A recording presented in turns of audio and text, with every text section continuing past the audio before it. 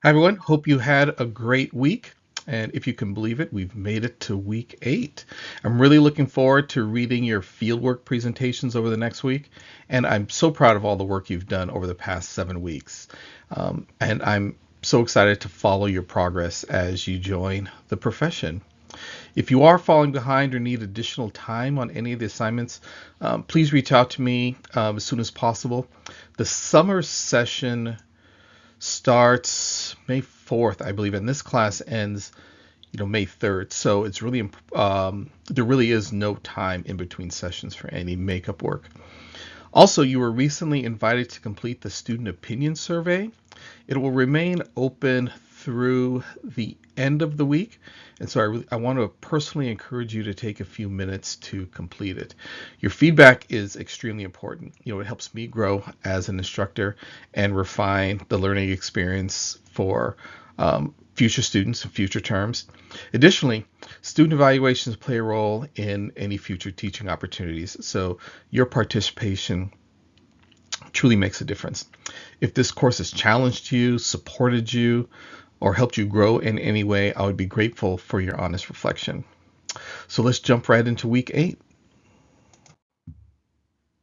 As always, the navigation menu in Brightspace has all of our assignments for the week, and I'll be posting any announcements along with this video in the weekly announcements. This week, the handful of readings, we're going to go back to the C3 framework. There is an exit ticket slightly different from the others, and we'll go over that. And then we have our week 8 signature assignment, which is due on Sunday. So here's the items in the readings for this week. I mentioned the C3 framework. There's about 5 pages we're going to review there. It's around evaluating sources and using evidence. And also there's a section on how we notate content standards. Most of you have already been doing that in the weeks 3, 6, 7, and now the week 8 assignment, and also how we're going to annotate and note the California ELD standards. And one thing that's really important is when writing learning goals. For those of you who had to write goals for an IEP, or you're writing goals for progress reports, student learning outcomes, parent meetings, writing goals in a particular way is really going to be a great resource for you. Okay, so I want to take a couple of minutes here on the college, career, and civic life framework. As we discovered earlier, it includes the skills students need to analyze information, come to conclusions, inquiry-based instruction and learning, and the skills really focus on gathering and evaluating sources, and developing claims using evidence to support those claims. So this is going to be really important for students and teachers as we're looking at additional sources, supplemental materials to use in our coursework. Our ability to analyze the reliability, validity of sources, being able to identify any implicit bias that is in those sources is really going to be key when you are looking to add materials to your class. So as you read, there's going to be some components. It's going to be talking about how students can locate and examine and evaluate primary sources and documents, including data, artifacts, images, and really it focused their attention, like I mentioned before, on reliability, the perspective of the person who created the source, any bias, and also relevance. The goal is so that we can empower students to use those sources as evidence to build support for their point of view or to critique claims and arguments made by others. So again, we're going to be gathering and evaluating sources, things like identifying and how you select, credibility, context, point of view, relevance, the developing claims, how they can really better construct reasoned arguments. Again, if it's early elementary, it's going to look a little bit different. In kinder, maybe it's kinder or first grade, there was a lesson, or one of the things is on jobs, in the community, and why certain jobs are important, or why rules are important. So they understand how to construct arguments. Ask their parents; they can tell you they know how to construct arguments, but doing this in a more academic setting. Also, how evaluating sources is integrated with developing literacy skills. It notes that, when working with sources and evidence, that they overlap with these literacy skills, and it's really emphasized in broader K-12 language arts, literacy standards like reading, analyzing texts, interpreting information, synthesizing, and writing claims. Really important.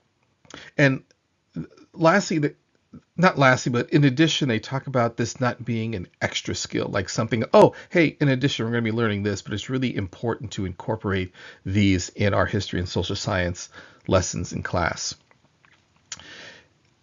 Flexibility and local content decisions is one of the last things that they talk about, because this isn't written specifically for California or any one state in particular.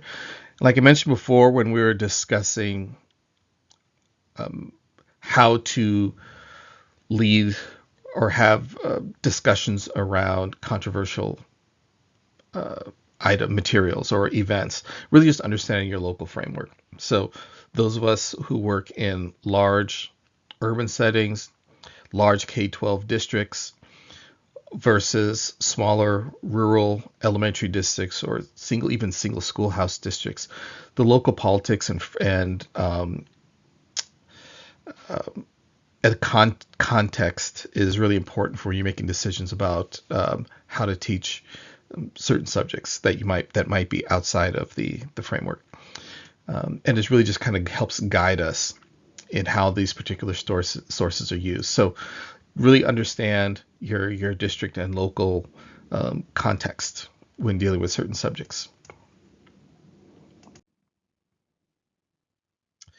So I mentioned in the beginning about writing learning goals, and this template is going to be really helpful, again, for writing goals for an IEP,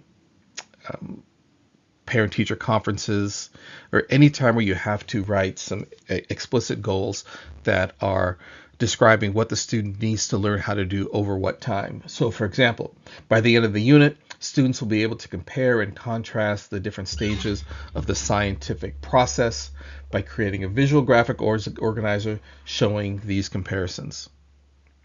Or by the end of the lesson, the students will be able to write an essay explaining the conflicts between antagonists and protagonists as measured by a rubric. And you can add additional elements to the example. If it is completing something at a rate of so much percent, or be able to do X, Y, and Z over a particular time, or with using only teacher supplied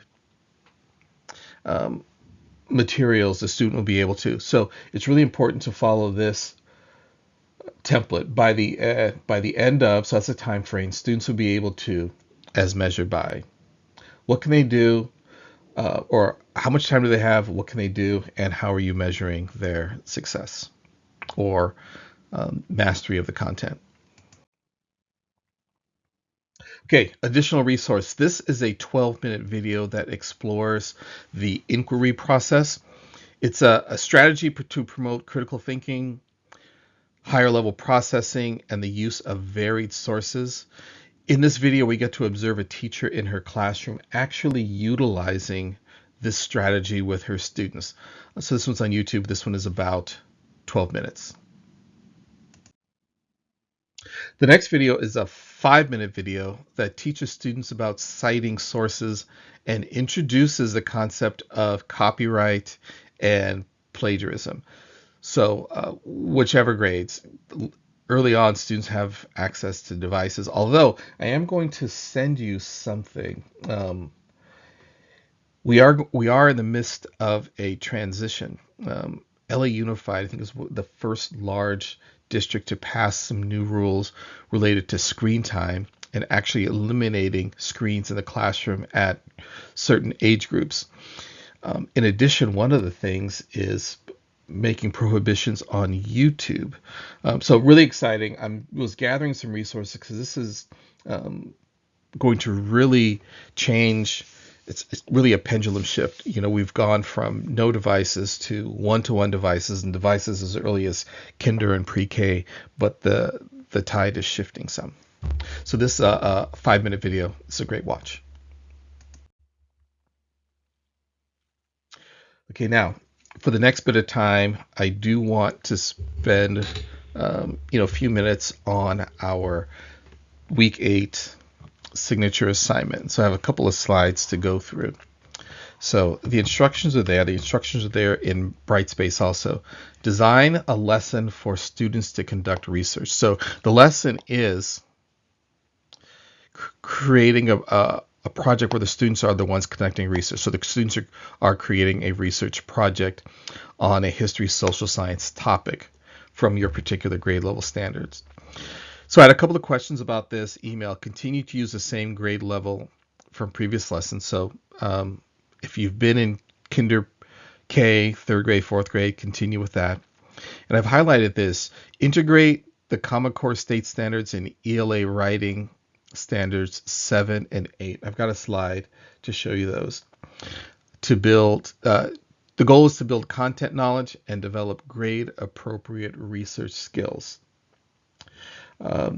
culminating in a final product that demonstrates students' understanding. So you're going to set the students off to work to conduct research, grade level appropriate.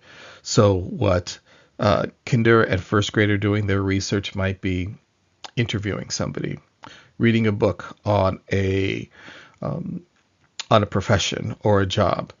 6th grade, they're doing something a little bit more sophisticated. Maybe they're using some web sources, or you coordinate with your library media teacher for them to do some research there. So grade appropriate, using the same grade level, and a history standard that's going to integrate with a standards 7 and 8, the ELA standards.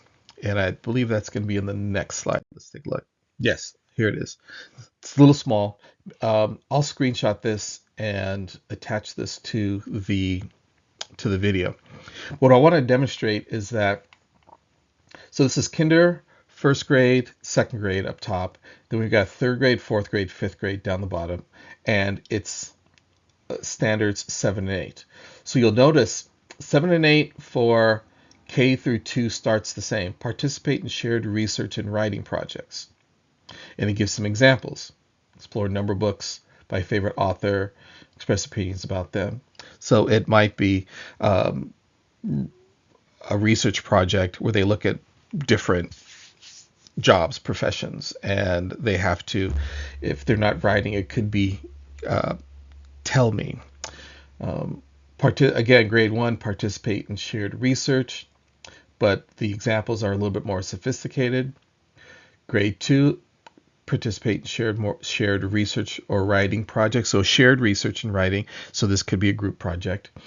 Again, a little bit more sophisticated. And then when you get to 3rd, 4th, and 5th, again, the level of complexity and cognitive demand increases. Conduct short research projects that build knowledge about a topic. Conduct short research projects that build knowledge through investigation of different aspects of a topic. Conduct short research projects that use several sources to build knowledge through investigation of different aspects of a topic. If you're 6th grade or 7th grade, go to the standards when they're there. I think the vast majority of us are K through 5, but 6, 7, and 8 are also listed. And again, what you'll find is 6, 7, and 8 are even more complex.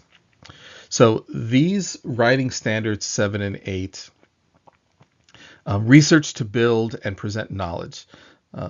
Again, the standard, the actual standard for each grade level is slightly different, really to match their developmental level. And I think, let me check this next slide, might have one more example. Okay, I'll include that previous slide when I send this out. Okay, so what the lesson plan should do: build content knowledge, clearly and explicitly teach the skills to effectively gather information. So, part of your lesson is teaching students how to be investigators, what types of sources to use, how to test for reliability if appropriate. A formal assessment, again, it's going to differ. Your kinders aren't doing a typed essay or digital presentation, but they can do a poster. They can do a brochure. It could be a verbal. This could be a project where they present in front of the class, and you use your rubric to score their presentation that way. And also, when you're doing your lesson, um, as always, be sure to include supports, scaffolds, accommodations for English learners and students with disabilities. The lesson plan, there's three really important things I want to make sure that you use. The lesson plan template, I've seen some of you use. You'll take the headings and create a slightly different template. You'll be able to use all these materials when you are completing your the entire credential program. So just be sure, check with your advisor to make sure that the templates you're using are going to be appropriate at the very end. The assessment rubric, like you have been doing in weeks 3, 6, and 7, and also student-friendly directions for the project. And so in the template, there's a resource section. You can hyperlink it to a Google Doc. You can also include it as a separate attachment. But so the student-friendly instructions are different than what you put in your lesson plan for you. So student-friendly instructions, those are the kind of instructions that you're going to print out, give to the students, send home. So you want to make sure when the students get home, or they're on their own, or they're working with a parent or family member on this project, that they read it and they understand exactly what to do without all of the teacher speak. And when you submit, make sure you check to make sure all the links work. If you're doing a Google Doc, make sure you have that I have access, that you have it open. I'm working on a PC, so if you work on a Mac, make sure you save everything as a PDF before you submit. Lastly is our exit ticket. The exit ticket for this week is write a brief reflection on this course. What was most challenging? What was most rewarding? What strategies will you incorporate into your own teaching practice? In addition to that, like I said, mentioned, be sure to complete the student survey, the anonymous student survey that was sent to you. That's it. That's all I got. Thank you all for a great course. As I mentioned in the intro, I'm really pleased with the level of scholarship and thoughtfulness, really an overall preparedness. You're almost finished. The next term begins May 4th, so you don't have a lot of time to recover and recharge. But please reach out if you need anything. Congratulations again on your progress, and I hope to see you all again soon.